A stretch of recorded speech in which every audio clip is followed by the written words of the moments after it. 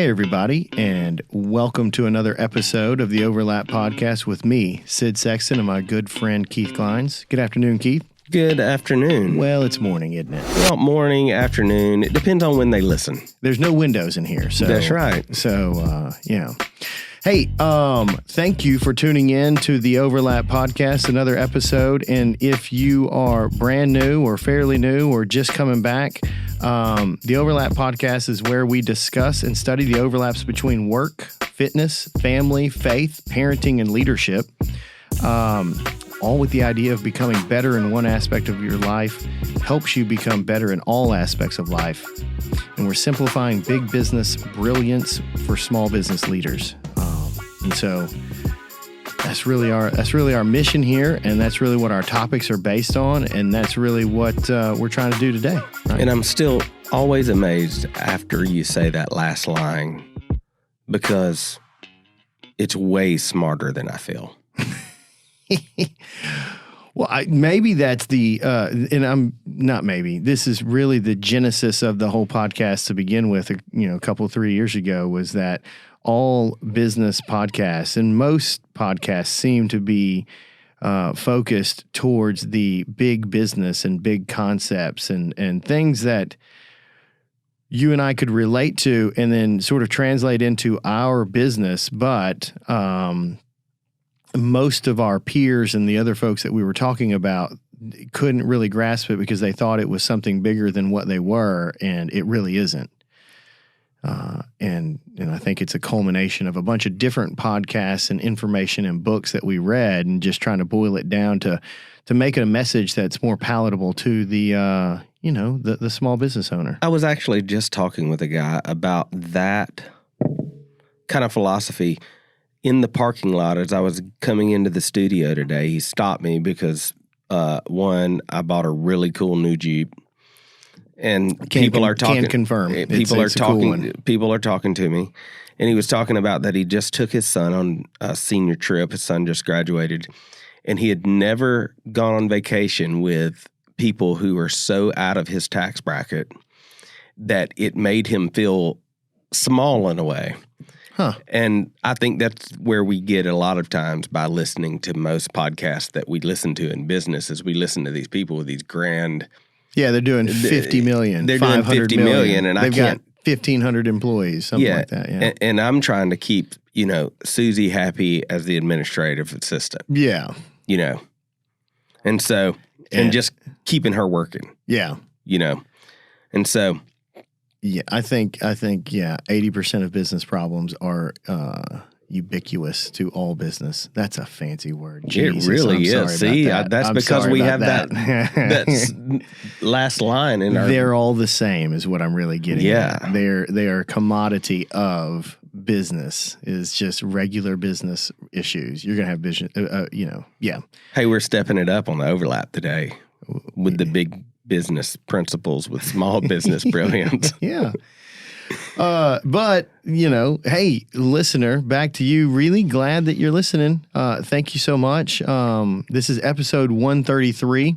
And that means that Keith and I have been, pretty dang consistent with something, which is good. And we're, that's good for us to be consistent because we're both some visionaries that get bored easily. So, thank you for listening and keeping us encouraged, and hopefully we keep putting out good content and you keep supporting us. And on to today's topic, which is hopefully the heading doesn't throw you off too much. Hopefully you went ahead and tuned in because I think this is a hidden issue that we'll probably talk more and more about as we move throughout the years, and that is be slow to react.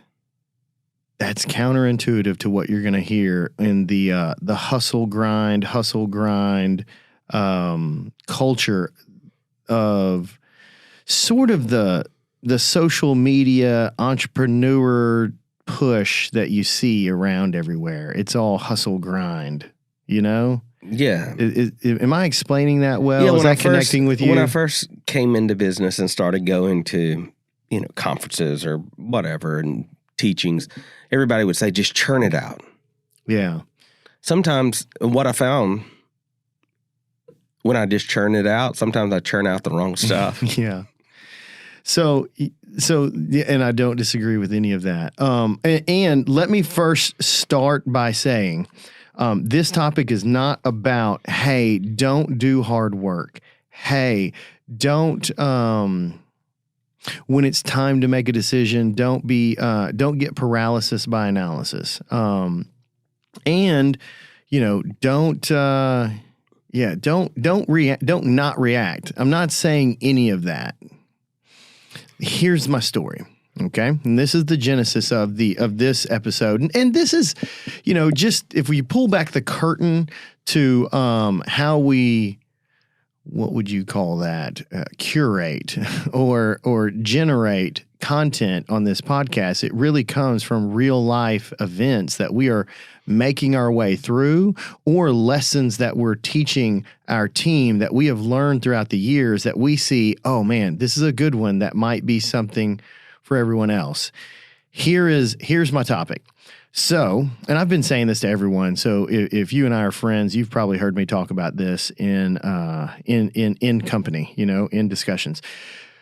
COVID happens, and I kind of hate using COVID as an excuse for anything because I'm just kind of getting worn out by that. COVID was a thing. It happened. 9/11 was a thing. It happened. The 2008, 2009 housing crisis was a thing. It happened. Whatever, right? This is just another thing. It was a little unique in the sense that, it just kind of, it lagged on for a long period of time, and there wasn't this real rallying point. But either way, up to 2020, our company, our landscape company, was really rocking and rolling. And we had some really good systems. We had some really good leaders.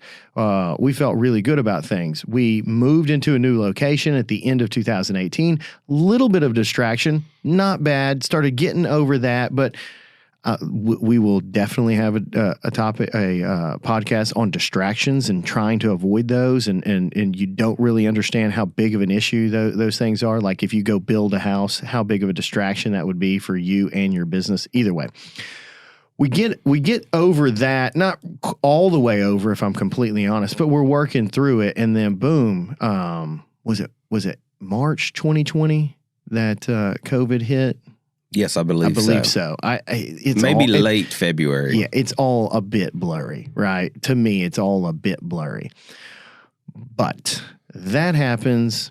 We, like everyone else, understandably worries quite a bit and we go, holy crap, are we ever going to have any business anymore? What's this going to be? What the hell is going on? Our first reaction was, okay, let's take a little bit of time. We were slow to react. Let's gather some information. Okay, looks like we're essential workers or whatever. After about 2 weeks, maybe 3 weeks off, this is just coming from memory. We come back to work. We start serving the customers that we had. We're asking them whatever. We start throwing out a bunch of discounts to sort of get work generated back up. And I'll tell you this, that quick reaction, I'm pretty sure this is a fact. It cost us about $75,000. And you say, what does that mean? Well, when we job costed all the work that we had, we came $75,000 under what was estimated for the generation of that work. That was pricey and a little bit of a gut punch, and that should have showed me a lot of things, but it didn't, because this was just the first of sort of a chaotic culture shift to turning into a reactionary company instead of a well thought out, and the word is failing. I'm failing to remember the word that I had in mind, but essentially we used to think through things and have a well thought out plan, and we were organized with our activity and our intention, and we started to relatively quickly, but over the course of time, a couple of years, we became a very reactive company. which creates tremendous amount of chaos within an organization and ultimately results into a negative or bad experience and bad experience for the customer and bad execution of the work. I'm laying the groundwork down. Are you I'm tracking? getting it. Would you say that there was already chaos causing the chaos? I don't know. I don't think so. Because up to that point, I can say with data that we're pretty big on tracking things, and our measurables, our KPIs were pretty dang good, not pretty dang good. They were great. And we were in everything over, a 5-year period. We're in business terms, moving up and to the right, Yeah. And then you get the chaos that sort of got kicked off with COVID. And let me just sort of walk you through that too, is where, labor became really hard to get, right? And so you had to essentially overpay to get people in the door to come work. Some people didn't want to work at all because they didn't want to be they didn't want to be working next to someone. They were worried about the, about the virus, whatever. I totally get that. Yeah, those blades of grass was carrying COVID. They didn't want to get out in it. Well, no, I mean, I could have a realistic understanding. I mean, they're confined into one truck cab with another person who lives someplace else. They're not a family member, and that's a pretty close environment. I kind of got that. And some trucks have 3 people in it. Some trucks have 4. So I get that. Either way, you had to overpay to get people in. Well, then the folks that were there were getting paid, that their pay had to go up. So then we start having to jack up prices for everything. And then, we weren't sure how we were going to sell anything. So we're reducing prices there. So then you start losing money, and then you start trying to get things back, but you can't really hold standards to folks, to your team, because you're worried that they're not going to come in, not going to come into work if you hold them too tightly. It just became this odd, chaotic mess. So seemed like every week or every month there would be a new crisis, and every crisis would have, a quick knee-jerk reaction, and we got into the habit of knee-jerk reactions dictating our policies and how we were going to behave. On top of that, not behave, but how we were going to execute work and how we were going to function. On top of that, that became that became how we did everything, but not, operations might make a knee-jerk reaction, but sales wouldn't know what that decision was. And so sales is out selling it one way and operations is doing it another way. Vice versa, sales would try to make the deal work because they're worried about getting it done, and they would sell it one way, but operations wouldn't know that. Administratively, admin wouldn't know and finance wouldn't know that this is how we're doing things. And so they would bill things wrong, and the customer doesn't have a very good experience with that. I mean, you get what I'm saying? Oh, It doubt. became terrible. I remember watching you through this. Yeah. And let me say this, it wasn't anyone's fault but me. It wasn't, and I'm usually pretty hard on myself, but in this scenario, I'd probably give myself a little bit of slack going, I just didn't see it. I was too close to the forest. I was too close to the trees to see the forest. I don't know. Whatever that is. One of those, I never get that right. Can't see the forest from the trees. But would you say that if you had just taken a step back for a while, even if you were losing money at your current situation, it would have been better? Well, I'll say this. So I left one peer group all during this time. Mm-hmm. I joined another peer group, which I will say is massively more intensive. Massive. Takes a tremendous amount of analysis, effort. You really have to look at those things. And it still took me probably a year being in that organization for it to finally hit me. And I am saying this with not false humility, like real, actual the reality is I'm just not as smart as a lot of those folks in that room. Maybe someone else would have picked up on this a lot faster. It took me a year of doing some analysis, reporting it to a board, having them ask questions, and sort of, they don't really know because I was I was brand new. So it takes a little while. And then eventually, with doing the reports and hearing the questions and starting to dig in after about a year, maybe a little bit longer than a year, I started to go, oh my God, this is the problem. We've all become super reactionary, So that's the topic of the podcast. And maybe I've done this wrong by giving you the whole story from the get-go, but I think that's the best way to lay this out. Hey guys, I want to tell you about one of our newest sponsors, Red Branch Outdoor Living. They create environments to bring people together by providing a turnkey solution for outdoor living with remarkable customer experience. They specialize in outdoor kitchens, pavilions, patios, pools, spas, and fire features. And they do it with integrity, innovation, and being remarkable. They did my outdoor space and it turned out amazing. Check them out at redbranchconstruction.com. Hey there, listeners. I want to give a shout out to a friend and sponsor of ours, Chris Drogmiller from CMD Fencing.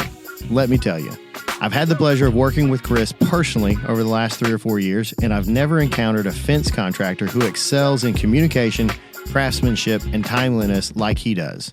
Chris always delivers. I mean it. Fair prices, top-notch work, always on budget, and the best part for me, always on time. So if you're in need of a fence company to help you with a fence or any other outdoor wooden structure, give Chris a call. You won't be disappointed. Get in touch with Chris and let him and his team take care of all your fencing needs. CMD Fencing. Guys, I want to take a moment to talk about someone who's been instrumental in my personal and business success. That's Johnny Barranco and his team at Barranco & Associates. For over 7 years, Johnny has been my go-to accountant and financial consultant. I can tell you that he's more than just a tax preparer. Johnny takes a holistic approach to all my financial dealings, aligning them with my long-term plans and personal lifestyle. I've recommended Johnny to several friends throughout different business groups around the country, and the feedback has been nothing short of exceptional. His expertise and service are top-notch. So if you're looking for someone who not only prepares your taxes, but also helps you strategize for the future, Johnny and his team at Barranco & Associates are the ones to call. Trust me, you won't regret it. So contact Johnny Barranco today and take the first steps towards financial peace. You're not going to regret this. I don't think so. I had the same thing happen to me last year. It didn't happen to me in COVID so much. But I made some very reactionary money plays that cost me tax-wise at levels that I've not paid in a really, really long time. And all my accountant did was look at me and go, why didn't you call me? Yeah. If you had done this... Yeah. We could have saved you. Thousands. Yeah. Yeah. And so it seems like every time, and speaking of money, every money blunder that I've made in the last 10 years, not early because I didn't have any like before 10 years ago, really, has been from reactionary actions. Yeah. Because I was not in a place that I didn't have 5 days. That's crazy. You know what I mean? Yeah. So I feel like we are reactionary due to a few reasons. Number one reason, you want to hear it? Yep. You probably already know it. You want to go ahead and say it? What's your guess? I mean, I know what mine is. Why are you reacting? Because I think I'm smarter. Oh, okay. So there's hubris. Yeah, that's the other one. Yeah. But I think the first one is fear. Oh, I think fear so. sort of drives, and in my scenario, this scenario here, there's two reasons. One is fear, and mine was, and I think that's the number one, especially if we're talking to young business owners, business leaders, folks in new positions of leadership. Maybe you're in new parenting. There's overlaps in here everywhere, and we're going to get into that. But fear sort of drives a quick reactionary decision, and making a decision out of fear is almost never a good idea, unless it's like run away from that snake. That's a pretty quick, fearful reaction. That's probably good. But in business, in relationships, in fitness, with your diet, raising kids, in leadership, trying to help your direct report grow and develop, making quick, fear-based, reactionary decisions lead to a pretty bad result for the most part. That's been my experience. Definitely so. So in Entree Leadership, they say that 99.999% of businesses is not doing heart surgery. Yeah. Yeah. Like that's the only time you need to feel rushed. Yeah. You have 5 days to make a decision any given time. Yeah. There's nothing that I can do in my business that's going to change 5 days from now. Yeah, that's true. That's true. Or really in my business, there's nothing that I can do that's going to change next month. Yeah. 5 days seems good though. Yeah. 5 days seems good. But what I'm saying is that we I think hubris for a business owner comes into play. The second one is hubris, yeah. Well, even in the fear-based. Okay. Unpack that for me. Well, because we feel like our decisions are going to impact, and they do. They impact our team members. They impact their families. But there's really no decision that we can make at the spur of the moment. It's probably also very not stewarding what we have well to make an impromptu decision. Yeah, it's not real good leadership. No, it's not. It's certainly not thoughtful. It's not well planned out. It's reactionary by definition. And I will say that there possibly are decisions that need to be made like that, that need to be. I wonder if that snap showed recognized. If it did, I'm highlighting it. That's awesome. But I don't know. There possibly are. And maybe there are. So I'm leaving some room for that, right? But if we're going to go with the 80-20 rule, and I'd say this is more of like the 95-5 rule, is that most of those things, like you said, and that's really kind of what I was getting at, can wait 5 to 7 days. Think about in your life. It's life. Just let's talk about life. Think about it in our life. If we had just waited 5 days on the bad mistakes. Yeah. We probably wouldn't have made them. Oh, my God. Yeah. Think about the really good decisions you made. What did you do? Most of the time, I took time. Sought counsel, prayed about it, slept on it. Ask other people. Yeah. So, I think we've established it that, quick reactionary decisions generally turn out bad. The reason they happen is out of fear, number one, out of hubris, number two. Let's shift into what is our prescription for how to not make those. What should we do? I think the 5-day rule is a cool. That's a good one. That's a good one. I like that. I also think having people around you. The great decisions I've made, I've always ran by others. The bad decisions I've made, very rarely have I ran by others. Go on my own, yeah. Yeah, I'm going to do this on my own. Yeah, look how smart I am. I'm going to surprise them with my brilliant idea. Yeah. So I really think, so my notes are this. When issues arise, it's not a matter if, it's just a matter of when. You need to take your time to really, number one, identify what is the core issue. Not just the symptom, but the root cause. That's the number one thing when making a decision, in my opinion. Take your time and really identify what the core problem is. Do you think... Go ahead. I was just thinking about this. Most of the bad decisions that I've made in business well, heck, in life, has come from a period of succeeding.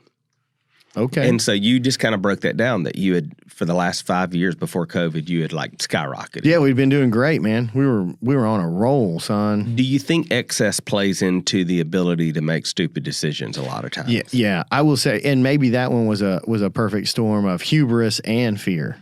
Right. Maybe. I think I've made poor decisions on the backside of wins a lot of times. Yeah. Because either it's given me a shot of ego boost. It's given me the excess money to say, oh, we'll just try that. Oh, yeah. You feel like you got enough cushion. Yeah. To be a little more risky. But the problem is the snowball happens. Yeah.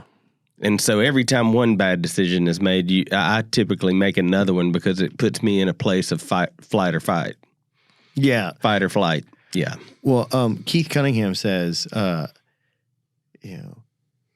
historic performance doesn't indicate future success. He says it a lot.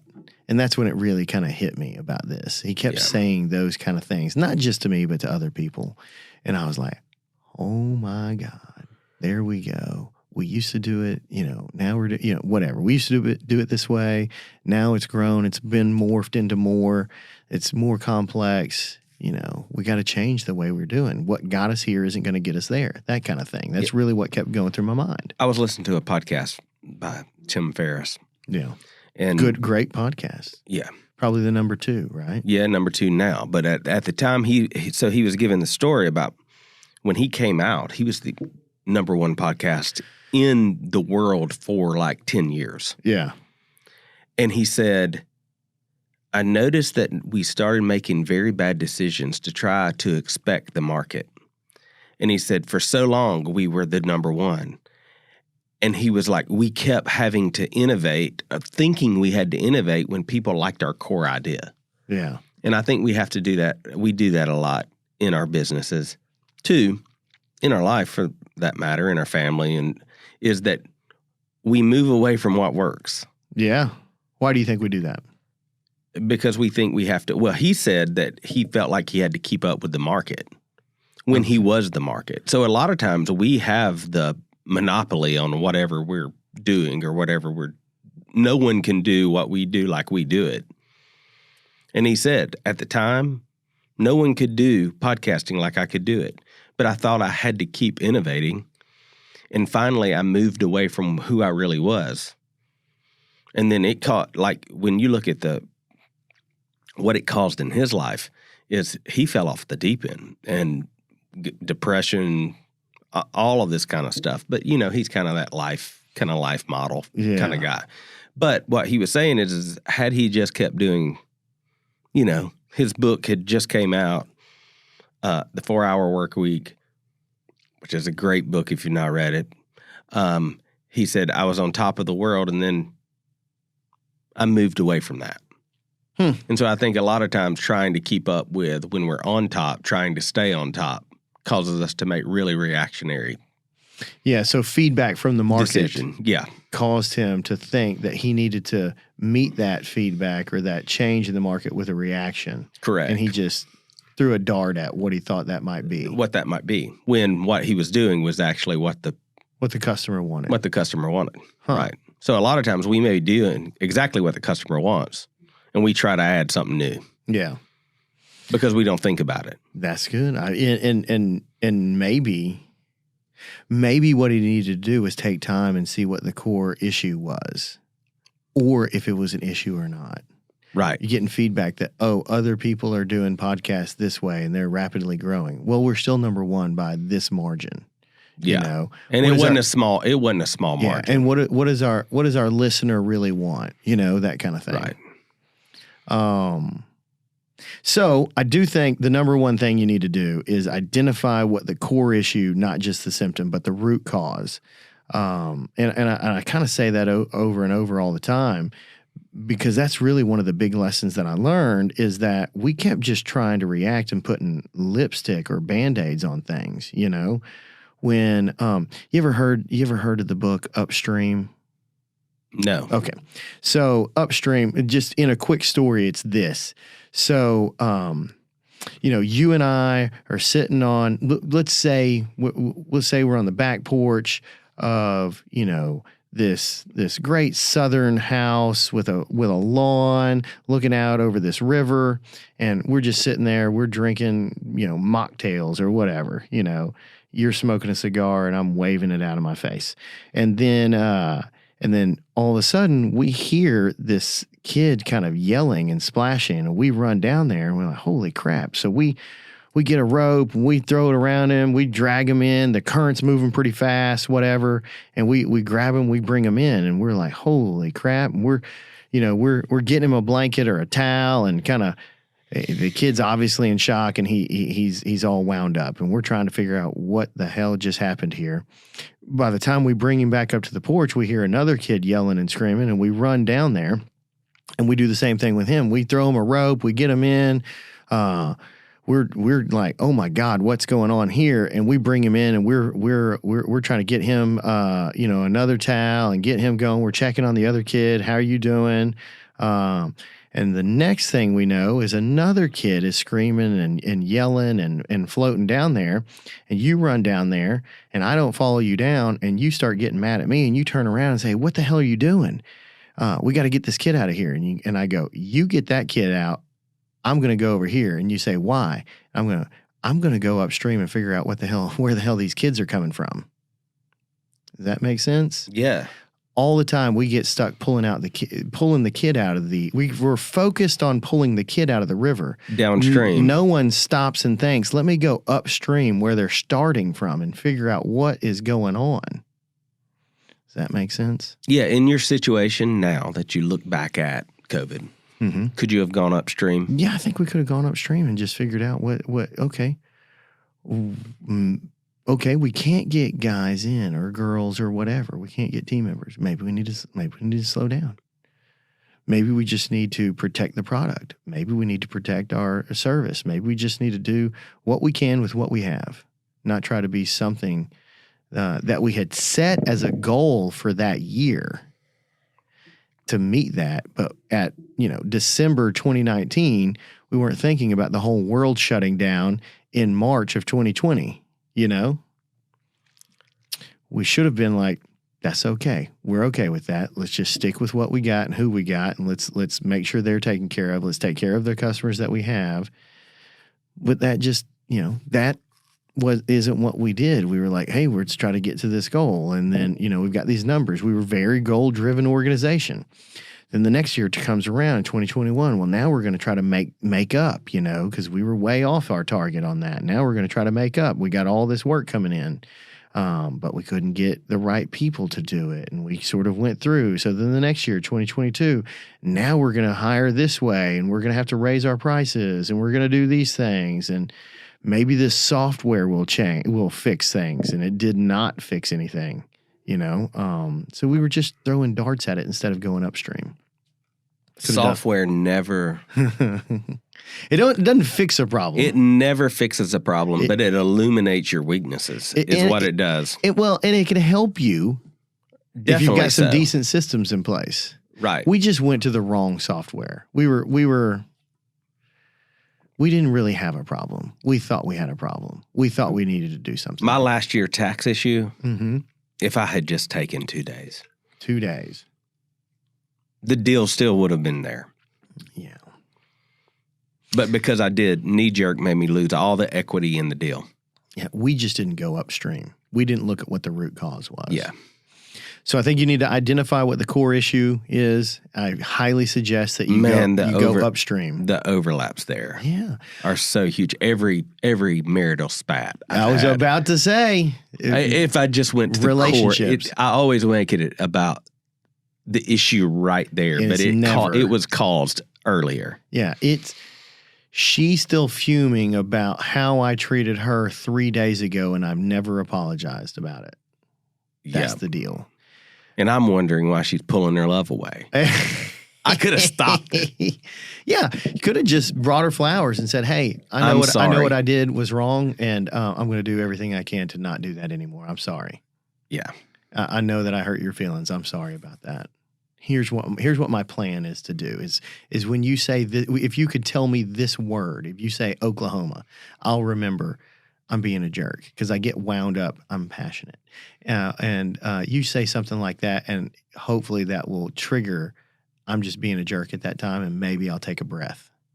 Right. I won't be knee-jerk reaction. Yeah, which I have a problem with being a jerk.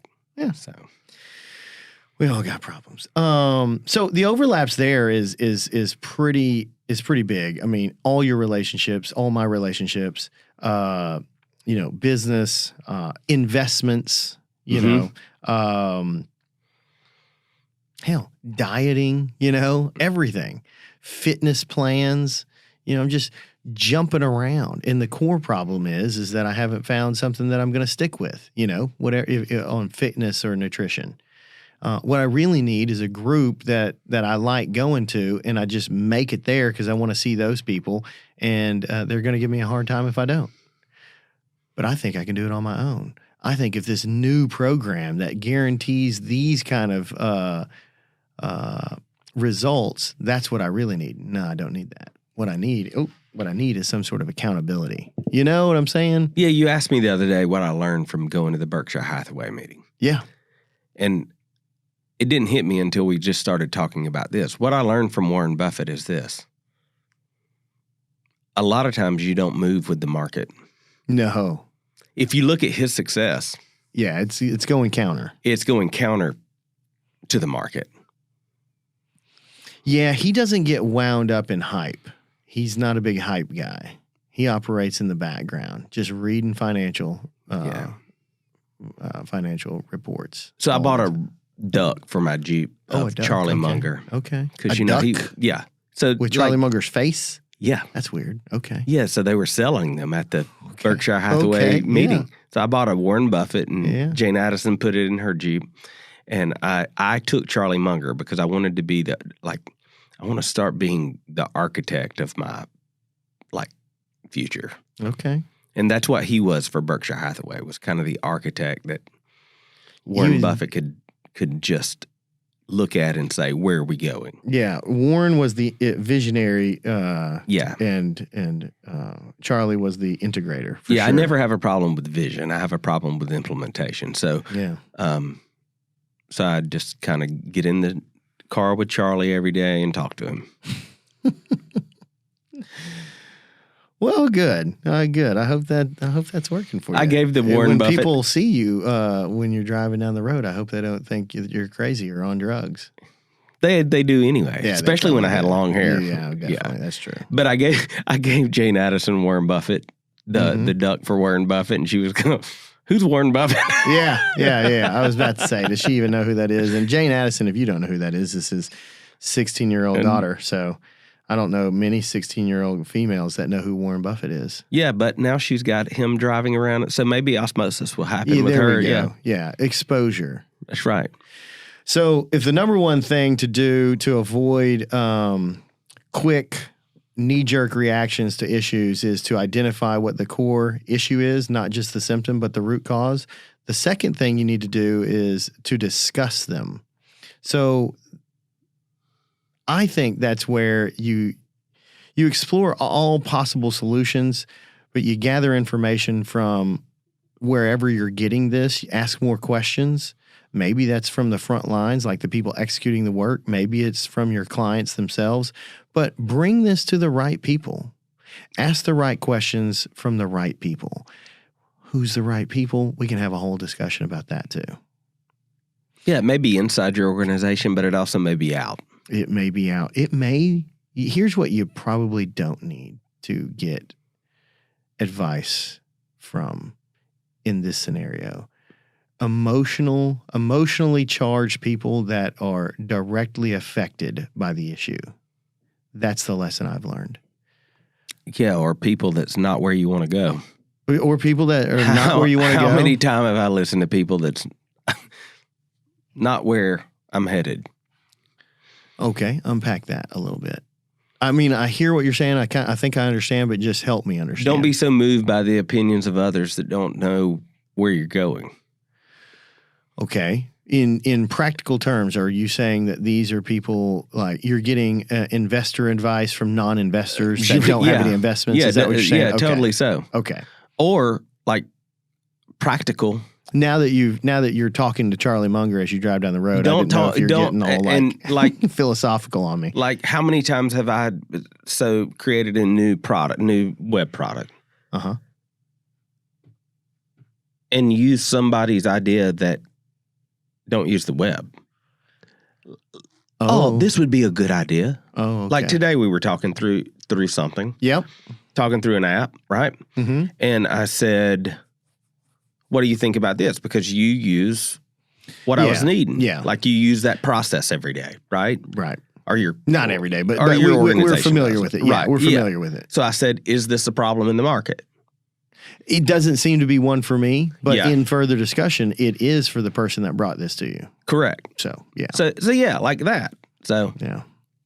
I'm with you on that. And I do agree. I think we're both saying the same thing. like for you, I would think it would probably not be good to listen to people that probably don't use landscaping. Or not our customer, or Right. or people not in business. Yeah. The customer's going to have one opinion, and they think it should be this, and it should probably be free. Or someone that's been in business a long time, that's seen a lot of different businesses, that has a lot of experience. They probably have some pretty good insight, and they've seen it over the last 35 years. And you get that sort of sage advice instead of someone, the customer, who's emotionally tied to it, and they're going to give it to you with both barrels, or someone emotionally driven that's directly involved with it. Maybe it's a manager, maybe it's a salesperson, maybe it's a foreman, maybe it's the front desk person that has to take the bad phone calls, maybe it's the finance person that's something like that. And everyone's got a certain kind of personality, and you know what their personalities are. If they have a personality that is cool, calm, and collected, cool. They've got some real insight. If they're emotionally charged and got a short fuse, maybe you take that feedback with a little bit of grain of salt. But you can gather information from all different directions. Another thing I learned from Dave Ramsey is this. Watch out for the people that say you should. You should? Okay. Oh, that's a good one. I haven't heard that one. Yeah. That's a good. He said you should. He said everybody, when you start a new business, everybody in your family is going to say you should do. Oh, okay. Everybody in your close proximity to you is going to say, you should think about this. Huh. As I have not heard that. That's good. I can see that. And he says everybody in his life that's made a difference always comes when he asks. And that's another thing. So they're not bringing unsolicited advice. Yeah, when he asked, said they changed their tone to, if it were me, I would do. Yeah. Not you should do, they're because they don't know. Their statement. Right, they're owning their statement. So watch out for the you should. I'm pretty conscious of that. Yeah, me too. After hearing that, well, and I've heard, and you and I've heard people listening to the podcast saying, you should be more direct about it, and you should, basically saying you should and whatever. And I sort of recoil from that pretty hardcore, because I'm going, I don't know, man. I've just been in business long enough to know that there's so many things that I don't know. I can say this has been my experience. I like this has been my experience, but and I appreciate the people who listen to the podcast having faith in us. Yeah. But me too. I really kind of guard myself from, because we were told that we should sound more confident a lot. Well, yeah, that's what. Yeah. We should sound more confident a lot, like we're the expert. Well, I'm not. Yeah. I just told you I lost a boatload of money making a knee-jerk reaction, right? I'm an expert on my mistakes. Yeah. I don't even know if I'm an expert on that. No, I don't either. I've made a few times. Well, you and me both. Yeah. But you should discuss possible solutions for the issue. This also forces you to take a little bit more time and not make the knee-jerk reaction. Yeah, if it were me, I would discuss. Yeah.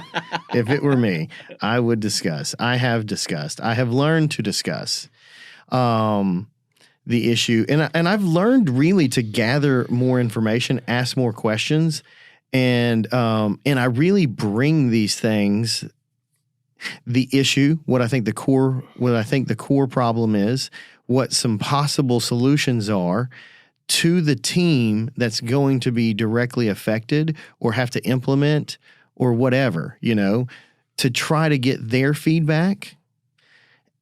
And then at that point, I'm getting some good feedback there. It's probably been 3, 4, 5 days since the issue got brought up before we could have that meeting. And then we get to discuss all of those things. Everything comes out. I have learned that I don't have a monopoly on good ideas within my organization. That's what I have learned. I have learned that there are lots of people that have a different perspective because they're on the front lines, and it's been probably a decade since I've been, actively billing, billable work on a job site. They got a different perspective sometimes, or, something else, God, I tried to go a whole episode without mentioning EOS, but this is why EOS is so great. Yeah. I was trying to not do that either. But because I really feel they should be paying us. They really probably should. But it's all right. It's all right. We'll just But continue. this is why IDS is so excellent. Yeah. And you get to discuss it and be on the same team. Or get to discuss it with your team and get on the same page, really. What happens is everyone feels heard. And that sounds like it sounds like it could just be minimized, and like it sounds woke, it sounds silly, but man, there's tremendous value in people just being heard. They get to spit that idea out. It doesn't live in their head, and they don't get to take it from the meeting and let it continue to run in their head and then sort of use it to drive a wedge between them and you, or them and the team, or whatever. Does that make sense? Well, and another thing that it does. If it gets brought to light, we get to see it, and we all get to go, yes, that's a good idea, or no, that's not a good idea for now, but maybe later, or no, we're actually going to move in this direction. And if you choose to move into a direction and it happens to go bad, your team takes ownership then because you brought them into the talk. 100%. So that leads me to the last part is, once you've had that discussion and everyone feels heard, the real deal is someone's got to end up making a call. That's good for everybody. Usually, if you're the leader bringing it, you've got to make the call. If you're listening to this podcast, you're probably the guy or girl that's making that call. And if you go back and listen to our, the downside of leadership, or the negative side of leadership, or the dark side of leadership, I can't remember how we phrased it, but essentially, you're going to have to make a call, and not everyone's going to be happy with it. You got to be okay with that. But hopefully you've done it right, where everyone feels heard, and hopefully you have made the call with some respect and going, hey, I've heard everyone. I hope that we can all get on the same page with just making a decision. And for now, I think the best decision moving forward is this. That decision right there, here's where you land the plane, should result in some sort of action. There should be a to-do. There should be some sort of action that someone has to own, or multiple actions that multiple people have to own. But the decision can't just be words. It's got to be some sort of action. Then you start moving in the right direction to solve it, because that action is going to give you a reaction that then you can take and decipher, is this moving us towards the solution, or is this moving us away? We had an assumption. We are testing our hypothesis with action. Make sense? You heard of an OODA loop? Yes. Yeah, that's just action, right? So that is that's my discussion on slow to react, and really the insight to how this became a topic is really something that I've been working on for about a year now, of trying to get back to being more thoughtful in our decision making, slowing it down. It does cause some heartache, especially for the folks that are in the middle of it. They want relief quick. They want a quick solution to that, and they want it really with the solution that's already in their mind. And sometimes we're going to be there, but rarely is that the right decision to make, because it's a quick emotional probably fear-based or hubris-based decision that they want. And when they bring the issue to me or it's uncovered or whatever, I'm learning to be much more patient and go through this process. One of the questions I've been asking myself when and I can't remember where I heard this, and it goes to the fear thing, is, am I making this decision out of fear? Mm-hmm. Like, using that as a marker. Like, what is my motive? What is my motive here? And I guess another one you should really add is, I'm letting my ego get to me. Oh, man, that's hubris, Yeah. right? Is this decision made out of ego? Yeah.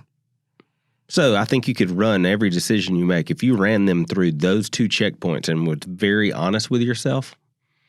Oh, there's some shine right there, huh? Yeah. Yeah. Keith and I have been reading a book. He finished it. I've been struggling in the middle of it. Well, I've been on a plane a lot. Oh, that's true. Yeah. So. Yeah, I've been sitting on my porch. But I've got 3 books going. I don't know if that's a good idea. But shine is really like all decisions are based out of fear or love. Right. Yeah, I walked in the airport yesterday or the other day, and the lady, the TSA lady said, "Hey, Mr. Glines." Yeah. So yeah. Well, that's when you know you've been traveling a lot. Yeah. Any other questions on slow to react?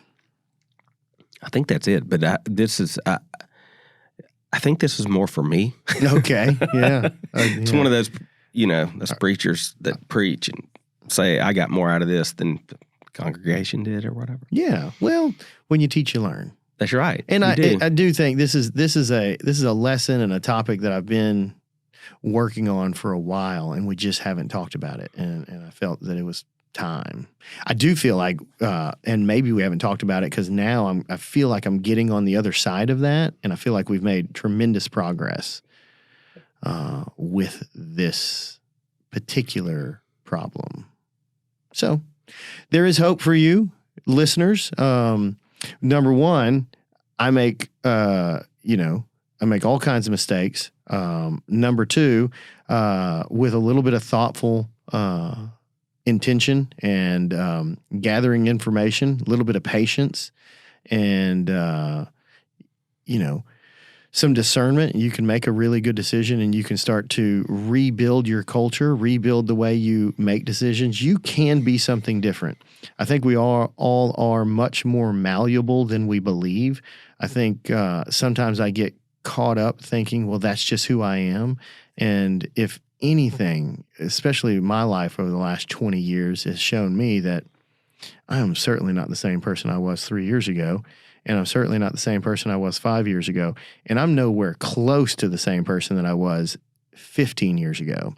So I think we can all learn and change and be a little bit more malleable and a little bit more, we are capable of change. So we can become something different, and we can learn from all of these mistakes if we work at it. And I'm telling myself this is, I'm not doing brain surgery. Yeah, brain surgery or heart surgery. Yeah, and brain surgery, heart surgery. Yeah. Well, speaking of brain surgery, I'll just drop this out. I got a good friend, Adam Hicks, wrestling coach at St. Michael's Catholic High School, also the head grappling coach for a bunch of places, man, but Port City MMA and some other stuff. That guy had some brain surgery this past week and is dealing with a brain tumor. So our thoughts and prayers are with him. And if you guys got prayer circles and stuff like that, you just throw it in there, man, because he needs some help and he doesn't have a good diagnosis. And I just wanted to, maybe no one even hears this, but I wanted to just throw that out there. Went and saw the guy yesterday, Scott and I did, and a little bit heart-wrenching. So thinking about that guy. With that, thinking about our sponsors, please, if you're listening to this podcast and you appreciate it and you need something like tax work or a fence or retirement planning, or you're in the green industry and you need some consulting, you need to get into a group, please, listen up, or please contact our sponsors. They make this thing possible. Yeah, Wes was telling me at C2 Wealth Management what he was doing with corporate teams. Yeah. And it's pretty amazing what he's doing, not just retirement, but other things all across the board. So go see him. Yeah. They would not be sponsors with us if we did not personally know them, use their products, and endorse them. Have a good experience with all of them. So thank you to them. And please check them out. Anything else? That's it. All right. Go to overlaplife.com. There we go. There is something else. And check us out there and reach out to us and talk to us. Get a T-shirt. We still got some T-shirts left. We do. They're awesome. All right. Peace.